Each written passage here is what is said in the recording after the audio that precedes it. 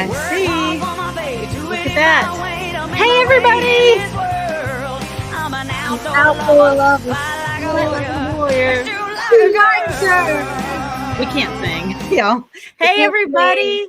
Oh, my gosh. I hope y'all can jump on and watch this live with us. We haven't done a live in a long time. And so I'm stupid excited about this because we decided we had to talk turkey. Yeah, we have to talk turkey. And so hopefully you guys jump on here and watch this live as Christa and I kind of go over some turkey hunting tips. So first off, y'all post down there if you've ever been turkey hunting or if you want to turkey hunt.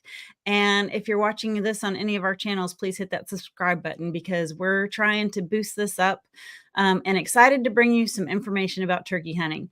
So it is incredible. Turkey season is here. It's here in Alabama, and I am on my way to a hunt. So wow. Pretty good. It's here in Georgia too. So turkey season opened this past weekend. Right. And I think you've seen some turkeys on your camera, right? Some turkeys on our camera. We know you've seen some turkeys on your camera. Oh my gosh, some big Tom. So able to see you share them. Yeah. Y'all, I get to guide for a governor's hunt this year. So I'm so excited. And I'm going down soon to guide for a wounded person. She has injuries. And so I think it's either her or her daughter. I'm not quite understanding what I'm doing, but they called and said, hey, Karen, would you volunteer and guide for our organization? And I'm like, oh, yeah, on my way. So it's going to be a really lot of turkey hunting this year for me, like guiding. And I'm excited about that. I will say that I've learned a lot about guiding over the years. And I thought, Christa, I would like you to tell, so Christa was new to hunting. She's now a hunter, honestly, y'all. So Christa, why don't you talk about your turkey hunt that we did? Like it was an incredible experience. So I'll give kind of a quick snapshot version so that we can learn some more on this live. But Karen and I had about a 5-hour window in a very, very crazy busy travel schedule to the point where I had driven to her house. We had left and we're gone for like 7 days, came back. She had to leave again. I had to go somewhere else. So she's like, do you just want to do this? We'll just jump in the car and we'll drive out to some property that she owns and see what we can do. She had not had time to really spend time a lot on that property that year. And this was 3 years ago because that was in May, and I was recovering from my lovely shoulder. You were injured, and I knew I was taking you because I remember I went out and like you had a red carpet all the way to the blind. I did. So I actually practiced with the 410, the Mossberg 410, to be able to shoot to make sure it wasn't going to bother my shoulders or my back. And Karen did everything but carry me to the blind. She would have. I was capable. She was worried about me. She had told me one really, really, really important thing that I really took seriously. And that is that with turkey hunting, the turkeys can see movement. They can see your eyes move. They can see you raise your eyebrows, and they certainly can see you turn your head or scratch your nose or any of these kind of movements. And so I had like honed in on that. I have got to stay perfectly still. And so we went out there, we got settled, we sat. Karen put out a hen decoy, and she kind of quietly gave me the lay of the land and what to expect. And she called not very often. Like this was something I learned. We'll talk about this in a minute, but you don't call all the time, right? You don't just sit there and constantly call waiting for someone to call back. You sit in silence for long periods of time. And we were within about an hour and a half of when we had to roll out. And she's like, I'm going to try one more time. I'm like, okay, whatever. And she was like kind of that disappointed. I'm like, I'd already eaten all my snacks and we were tired. I'm like, okay, at least we got some quiet time in the outdoors today, which I love. And so she called one more time. And I watched Karen kind of elevate her head. And I thought, okay, I don't know that I heard anything right out of the gate when she called. And then she brought her hand up to her ear and was like, listen. And we sat there, and it was the weirdest thing because from behind me, it sounded like there were 20 men walking in the leaves. And I'm thinking, And so then I went in this instant, like solid frozen mode. And it was a blind that had kind of like those, I don't know what they call them, where you can see out. 360 blinds. Thank you. And the birds can't see in. And so we could see like the blind was at this part in my view was open, but not open. It was, they couldn't see him, but I could see out. And I kept thinking they're coming up on my right side. I'm trying to like, what is this? I'm waiting for a head to go. Like, what are you doing? What are you doing? It sounded like they were going to knock on the back door, honestly. And they finally came around. It was some hens, and they finally came around the front to check out the decoy. And I can remember I could hear my heartbeat, and my heart was going really fast. And I was thinking, don't move, don't move, don't startle these birds, don't move. And Karen, with her mouth playing the best ventriloquist I've ever seen, is like, okay, get ready. There's going to be a tongue. And she's like quietly giving me these clues. And I've got my shotgun sitting on my leg and I'm ready, but I'm not frozen. Yeah, frozen is a good word. Frozen. And here comes the Tom. Like the Tom starts walking right in front, like right in front. He's walking straight up to that decoy. See, I'm going to take over a second. He's walking straight up to the decoy. And he gets close to the decoy and he's like, wait, that sound didn't come from this decoy.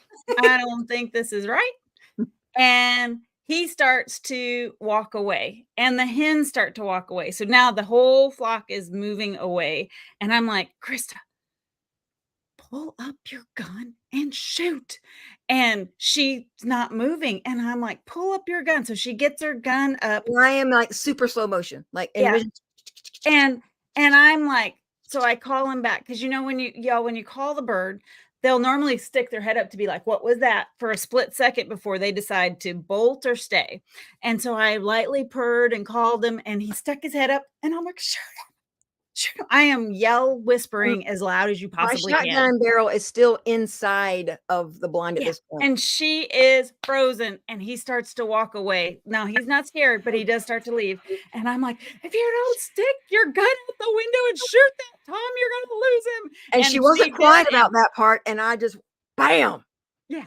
And then I froze again. And Karen says, oh my gosh, what were you doing? And I said, you told me not to move. And she's right. Like, it was all my fault. Not to move. So I didn't move. I did tell her not to move. Not to move. So she was very obedient in not moving. Be obedient. It taught me so much about guiding. So y'all, if you're taking somebody in the woods this year, make sure that you kind of walk through. You may have a person that takes everything very seriously, which is a great student, honestly. So make sure that you talk to them about that. But it was fun, and Christa got a beautiful bird. We'll post some pictures of it here in this live. But let's talk a little bit about calling, because Christa and I years ago did a live during COVID. I think we did a live about turkey calling, and we thought we'd refresh you all. And Christa's going to drop a link. I wrote an article yesterday about it's turkey time. Let's get serious. Let's talk turkey. I'm stupid excited to hunt this year. So I'm all turkey all the time. So I have just clicked that link. So it's popped in there. Everyone can go over, and it's got some really good information that Karen wrote yesterday. Awesome. So I don't think you have your box call, but I'll go over a box call. So this is a hunter specialty strut. It's the raspy old hen. And what's unique about this box call is it's got on both sides, you can call. So you can either call this way or you can call that way. You can go both ways. And literally for a box call, you're going to hold your, you're not going to do that. But if that happens in the blind, it's okay. Just calm down. Like, I'm going to tell another quick story as I grab this. So if that ever happens in the blind, just leave it, because it'll sound like some hens stirred up. So like when y'all heard that call, it made a bunch of noise going down. It will just sound like hens stirred up. And if you don't move and have panic associated with that noise, the turkeys will be okay. I promise. So on this call, you really want to hold all calls are like musical instruments. And so you want to let air get through there so that sound will resonate. And all you do is take this and drag it across. Piece cake. I want to I talk think about you that have call really quickly. So that's one of the calls that we have in our demo area at the trailer. We have we don't do the mouth calls at the trailer because that's germs, but we do have the slate as well as that box call. And the amount of children, boys and girls, that can walk up and naturally have a very gentle touch and run that turkey call is impressive. Like yeah. they don't know what they're doing. They just, their brain says, this looks like a little paddle I should move. And of course, everybody on the trailer then goes, as soon as they hear someone do that. Yep. And the parents go in and buy turkey calls for their kids because they're like, "Oh my Right. gosh, this is an amazing thing Right. that's actually teaching about nature at the same time, what turkeys sound like." All right, so we have slate calls. I've got my stuff packed up here. I pulled this So one out. got my Hunter Specialties striker. These are called strikers. And a I slate. call it a stick, but I've been practicing the proper terminology. It is a striker. You know, a stick works. I mean, it's fine. Like, so that's one thing. There are technical terms for everything, but in the end of the day, let's not care. Let's just get outside. And if you're happy calling it a stick, call it a stick. Just go use it. Right. So anytime you have either a glass or a slate, you're going to want to scratch it up first. And so I haven't taken mine out of the box since turkey season. So I just use, so I don't lose it, this little, it's like a Scotch-Brite pad almost. Yeah. But I use that. And you can do this in the field. It won't scare the turkeys if you're doing that. It sounds like two trees rubbing together. So anytime you're making sounds, how much scratch are we looking for? Are we looking a for lot? Like I like it a deep scratch. So what that's doing is helping the striker slide across the call and make the noise. And so you don't want to be dainty. You want to get in there and really scuff it up. Like so if it needs to be scratched, why does it come fancy and shiny? Well, because I don't know. Like, it's a good question. We will ask Hunter Specialties to answer that question. I really don't know. Some of these calls that they make are just beautiful. I mean, honestly, art. Right. Well, at NWTF one year when you and I were there, we saw some clearly art pieces that were calls. Custom calls. So I want to show you all this. So this is a really cool thing that Hunter Specialties has at Bass Pro and Shops and Cabela's. It's called the Cookie Cutter Strut. It's got a crow call, a mouth call, this little slate call that has a lid that shows you which directions you should move to make those noises. It's kind of a nice little starter. And then it does have a striker, but I recommend that you invest in a striker. So this striker, I don't know if you can see it, but see how it's hollow there? It's a good striker, but I prefer the sound that comes out of a solid striker. And then honestly, I know they won't care, but I've invested in some strikers that have like some carbon fiber on the ends. Like it just makes different noises, and it's I don't know, it's another way we can spend our money. I have a question, Karen, while you're talking about strikers, and you might not know the answer to this, but you know I overthink everything. Right. When I was pulling stuff out this morning and got my sandpaper out to scratch the glass, do we have to do anything for this? Like, is there any time that you think, oh, that needs to be sanded or it's splintered or I don't know. So actually, that's a good question. And I don't know the technical correct answer, but I will tell you that if I've dropped mine in the dirt and it's gotten nasty, I just take my little thing and I just rub it off. Okay. But I don't think you have to sand it. Typically, you don't have to sand it. I don't know if I can show you. Does any of our turkey hunters that are watching pop that in there? Because maybe, hang on, I'm going to try to find. Here's my other striker. So see this striker I got, this was like a custom built striker, but it has a little charcoal end on it. And so it's not really charcoal, y'all. It's graphite. I should say the right term, but where is it? There. And then it's pretty. And it makes a different sound. I'll show you the differences. So here's a cluck with that one, and here's a cluck with this one.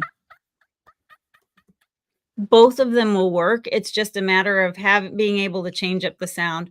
So sometimes when one thing's not working with the turkeys, you might throw something else at them. Like when Krista and I were hunting, like literally that last time, I threw everything but the kitchen sink at these birds. Like I hit the box call, I hit the slate call. I was like, "Come on, we gotta go, people." All right, so to do the slate call, you Can you hear it? yeah, that's Yeah, I'm good. using the bottom of that Yep, bottom opening. perfect. That's really good, Krista. She's gotten better, y'all. Gotten better. May Yep. not call in a turkey, but I've gotten better. So just so people know, like, if you really wanted to do this, you're making a little C to make that click sound, and you don't wanna lift your striker off of the slate. That's really important. This sound is an alert sound, and it will booger up your whole set, and you're kinda done for that spot for the day because this means danger, danger, danger, run, run, run. Otherwise, you're just making a C. If you wanted to do a purr, can you do a little purr, Krista? I don't know. Just drag it straight across, so you're kind of skipping it across the slate. There, right? So the purr, y'all, is just like if you think of, those dirty books you read when you were 18 years old and the lady gets all sultry. Well, that is the sultry sound of a turkey, and it will pull a tom in. So let's say that you've got a tom and he's hung up like 60 yards away from you.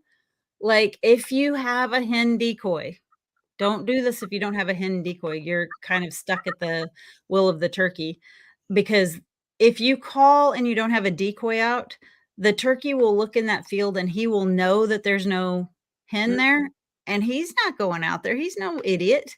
So he might be, but he won't, because he really just wants during this time of the year, spring, they are only thinking about one thing, and that's mating.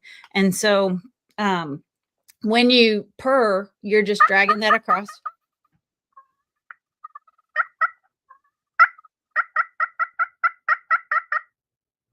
A little less, just drag it. Yeah, I know that this is a problem or challenge I've come across in the past. I have to remember not to press so hard. For some reason, I wanna mash that striker into the slate, but it's really a light touch, isn't it? Right. Guys, you really like, they'll come to anything. A lot of times I have gotten stuff all over my computer keyboard. I don't know, a little dirty in my vest, I think. Um, we also have these. This is a Hunter Specialties raspy old hen mouth call. Bleh, bleh. Mouth calls are really great because especially if you're hunting alone, like I said with Krista's bird, so normally when they come in, they're concerned about the decoy. They might have their head up, they might have their head down, but you really want, when you're gonna make that shot, you really want their head stretched up so that you get a full view of their chest, and you're literally shooting them underneath like just above the beard, in their chest, like Maybe we can find one of it the hits their pictures head and their chest. Hmm? of the turkey target. We'll Yep. try to post a picture of that turkey target and where the Yep. prime. Oh, and there's one in my article link, so we put Okay, that. So perfect. now the reed no, you got it backwards. So the reed goes towards the front of your mouth, because this is just like a clarinet reed almost, right? So it's got, this is a single reed. So all you're doing to make noise is pushing the air over this reed. So You you put it know, in the middle of your tongue. You put it in the middle of your tongue, and then you push it up to the top of your roof. And I have to say, there's a lot of people that spent a lot of time with me to help me learn this. It's hard. I was gonna say I watch people all the time and they are proficient at it. And I know there are some people that like practice continually. They keep Yep. one in their mouth. Just it's not me. I'm So not you're proficient. gonna put it to the roof of your mouth behind your teeth, and you're gonna apply pressure with your tongue. Then from your diaphragm, all you want to do is make this sound like you were trying to fog a window. Push air.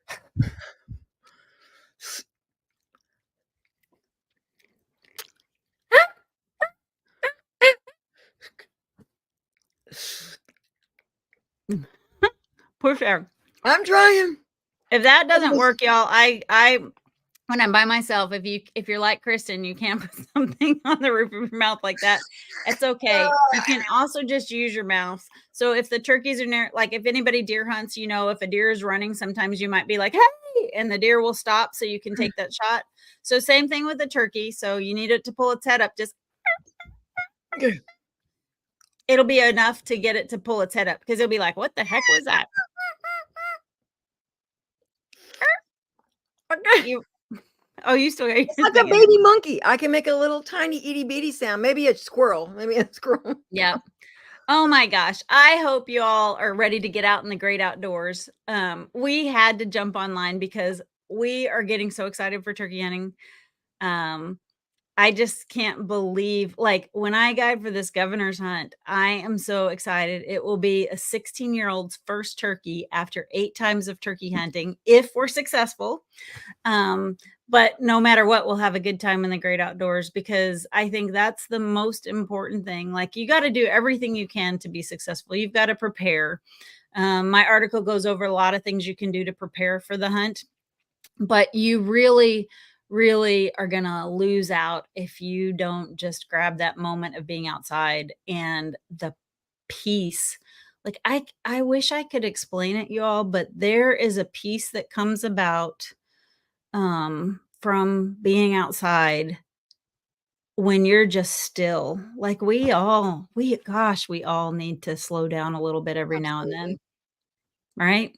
Yes. Life's hard. Like, life can be a bit of a bad problem. Yeah. Of a Yeah. Beep, beep, beep, this family show.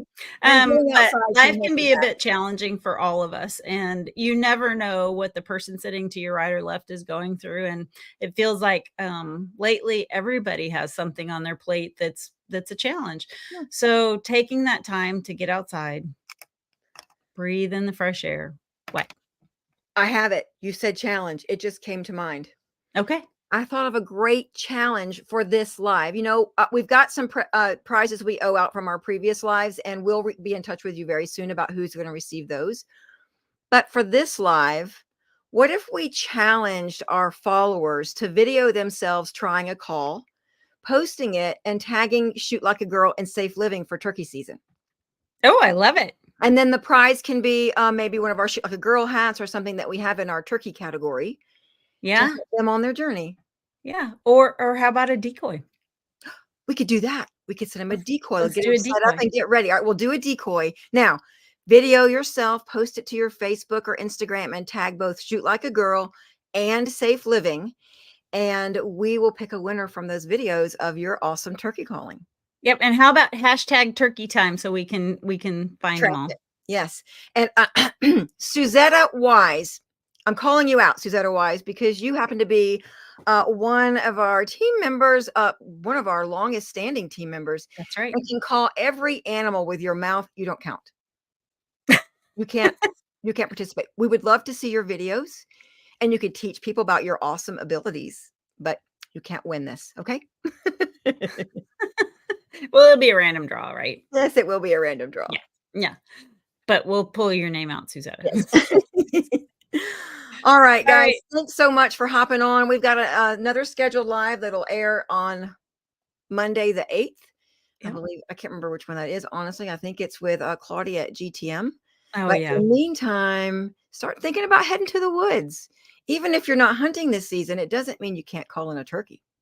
Right? You can't call in a turkey or just not near me. Don't mess my hunt up. Okay, just not in Karen's.